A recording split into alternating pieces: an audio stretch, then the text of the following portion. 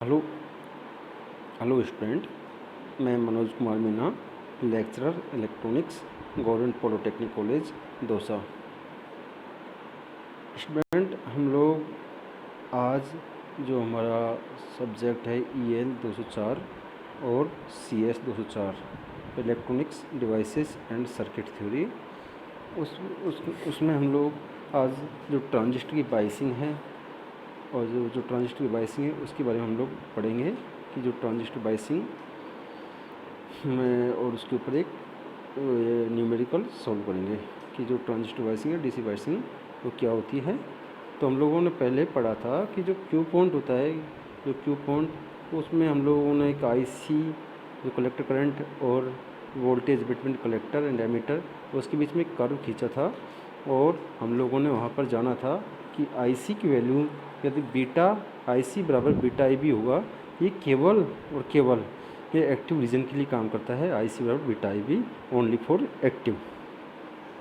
अब हम लोगों को रीजन ऑफ ऑपरेशन ज्ञात करना है कि मान लो कोई न्यूमेरिकल आ जाए, उसमें हमसे कोई क्वेश्चन पूछ ले कि कि भाई इस न्यूमेरिकल में जो हमारा ट्रांजिस्टर यूज़ हो रहा है वो कौन से रीजन में है, उसका रीजन ऑफ ऑपरेशन क्या है। तो to find out whether the transistor is in active और सैचुरेशन और कट ऑफ रीजन, कि हमारा जो ट्रांजिस्टर है वो एक्टिव रीजन में है या सैचुरेशन में है या कट ऑफ रीजन में है, उसको ज्ञात करने के लिए हम लोगों को जो हमारा IC और VC के बीच में कर्व खींचना पड़ेगा और ये इसी से हम क्यू पॉइंट निकालते हैं। तो और ये जो ये कर्व होता है, इस कर्व से इसको ये लोड लाइन होता है। जो लोड लाइन होता है इस सर्किट के लिए डिफ़ाइन होता है, किसी डिवाइस के लिए डिफ़ाइन नहीं होता। तो बहुत महत्वपूर्ण चीज़ है, हमें याद रखना है। Load line defined for circuit not for device. हम लोगों को डिवाइस के लिए लोड लाइन का यूज़ नहीं होता है।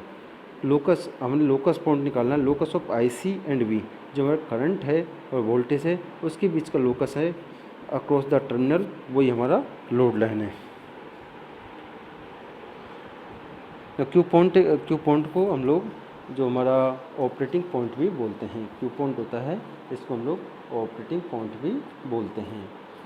अब हम लोगों ने जो रीजन ऑफ ऑपरेशन निकाला था कि रीजन ऑफ ऑपरेशन के लिए मान लो हमारा ट्रांजिस्टर है एक कट ऑफ में काम कर रहा है, तो कट ऑफ के लिए हमें जो इसका JE जंक्शन है, जो एमिटर बेस जंक्शन है, ये रिवर्स बायस में होगा, तथा जो कलेक्टर और बेस जंक्शन है ये भी रिवर्स बायस में होगा। ये हमारा इसको बोलते हैं कट ऑफ। अब हम लोगों को याद रखना है कुछ, एक छोटा सा प्रोसीजर है, मैं आपको बता देता हूँ कि if junction is reverse bias, हमारा जो ट्रांजिस्टर है ये कट ऑफ में रहेगा। आप इस चीज़ को नोट भी कर सकते हैं, ये बहुत महत्वपूर्ण चीज़ है कि हमें यदि हमारा जंक्शन रिवर्स बायस में है तो हमारा BJT कट ऑफ में होगा। इफ जंक्शन हमारा जो एमिटर बेस जंक्शन है ये फॉरवर्ड बायस में है, then assume the device is in active, तो हम लोगों को जो हमारा BJT है उसको एक्टिव रीजन में कंसिडर करना है। और एक्टिव रीजन के लिए हम लोगों को बेस और एमिटर है उसके बीच का वोल्टेज को 0.7 वोल्ट रखना है। तो यदि हमारा जंक्शन, यहाँ से दो चीज़ निकली हमारे पास में, यदि हमारा जंक्शन जो एमिटर बेस का जंक्शन है ये हमारा फॉरवर्ड रिवर्स में है तो ट्रांजिस्टर कट ऑफ में है, और यदि ये फॉरवर्ड में है तो हमारा ट्रांजिस्टर एक्टिव रीजन में है।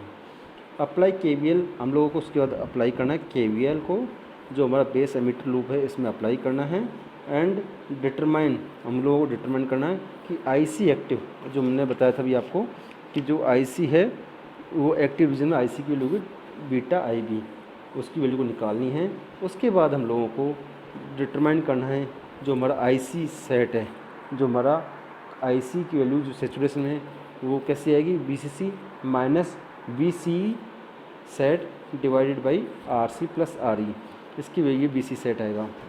अब सबसे महत्वपूर्ण चीज़ ये है कि हम लोगों को IC की वैल्यू IC एक्टिव में निकालना है बीटा इंटू IB से, लेकिन IC सैचुरेशन निकालना है हम लोगों को BCC minus BCE set divided by collector resistance plus emitter resistance, यहाँ से इसकी वैल्यू को निकालना है। उसके बाद हम लोगों को जो कलेक्टर करंट है वो एक्टिव रीजन में और सैचुरेशन रीजन इसके बीच का आपस में कंपेरिजन करना है। यदि हमारा आईसी एक्टिव की वैल्यू आईसी सैचुरेशन से कम है, मतलब कि सैचुरेशन में गया नहीं अभी, ट्रांजिस्टर की आईसी जो हमारा कलेक्टर करंट है उसकी वैल्यू आईसी सेट से कम है, तो हमारा बीजेटी एक्टिव रीजन में होगा, अदरवाइज़ ये सैचुरेशन रीजन में होगा। अब इसी चीज़ को हम लोग यहाँ पर देखते हैं कि हमारा एक वोल्टेज डिवाइडर वाइस इसको बोलते हैं, वोल्टेज जो सर्किट दिया हुआ है यह है वोल्टेज डिवाइडर कॉन्फ़िगरेशन।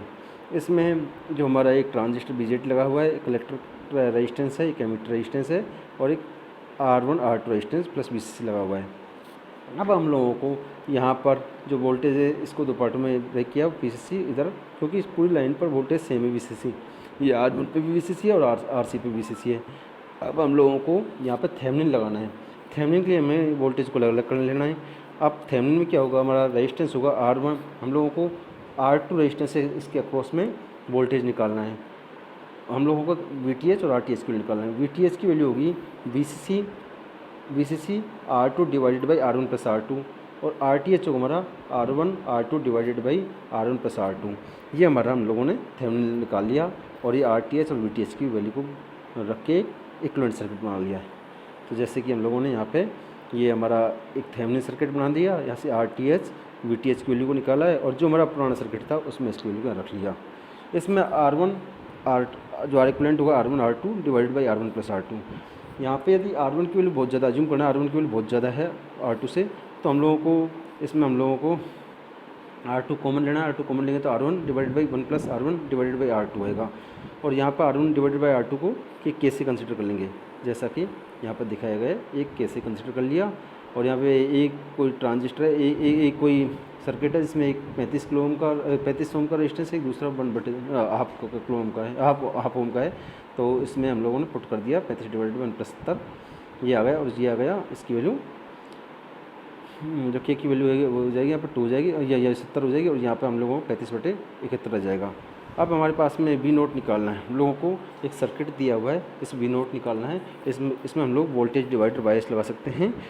जो ये सर्किट है इसमें R1 R2 की वैल्यू दोनों की वैल्यू 1 है, 2 किलो ओम है, अतः इसका रेजिस्टेंस 1 किलो ओम आ जाएगा। क्योंकि हम लोग फॉर्मूला लगाया ऊपर वाला वो लगा देंगे, R1 डिवाइडेड बाई 1 प्लस के, वो लगा दिया तो यहाँ से 1 किलो ओम आ जाएगा।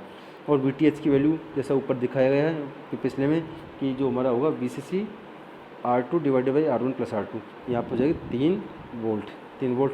अब इसको हम लोगों ने थेवेनिन से एक सर्किट बना लिया है हम लोगों को V0 निकालना है, ये एमीटर पर, ट्रांजिस्टर के एमीटर पर। अब हम लोगों को सबसे पहले कंसीडर करना है कि हमारा जो BJT है, मैंने बताया था आपको कि जो BJT हमारा एक्टिव रीजन में है।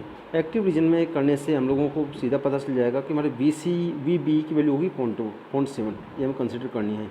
उसके बाद में हमारा जो ये VB लो पे इसमें KVL लगा देना, KVL लगाने पे -3 plus IB plus 0.7 plus beta plus 1 IB। अब बीटा की वैल्यू जो दी हुई है 100, उसको पुट कर देना है। तो पुट करने के बाद में IB की वैल्यू आएगी 0.0225 मिली एम्पियर, ये वैल्यू आ जाएगी। अब हम लोगों को IC एक्टिव निकालना है। IC एक्टिव होगा बीटा इंटू IB, ये IC एक्टिव है। अब IC सेट, इसकी वैल्यू मैंने बताई थी आपको, इसकी वैल्यू होगी VCC की वैल्यू यहाँ पे 6 माइनस VCE सेट, जो हमारा कलेक्टर एमीटर के बीच में सेचुरेशन पे जो वोल्टेज होगा ये होगा 0.2 डिवाइडेड बाई जो हमारा RC प्लस RE 5 + 1, इसकी वैल्यू आएगी 0.966। अब हम लोगों को कंपेरिजन करना है कि IC सेट की वैल्यू ज़्यादा है या IC एक्टिव की वैल्यू ज़्यादा है। IC सेट से ज़्यादा है IC एक्टिव की, इसलिए हमारा ट्रांजिस्टर होगा सेचुरेशन में। सेचुरेशन में ट्रांजिस्टर होगा तो V0 की वैल्यू होगी 1 किलो ओम का 1 किलो ओम गुणा I, और I की वैल्यू होगी IC सेट, क्योंकि ट्रांजिस्टर सेचुरेशन में IC set plus IB। IC set की वैल्यू यहाँ से रख लेंगे ऊपर से, और IB की वैल्यू I पहले निकालिए।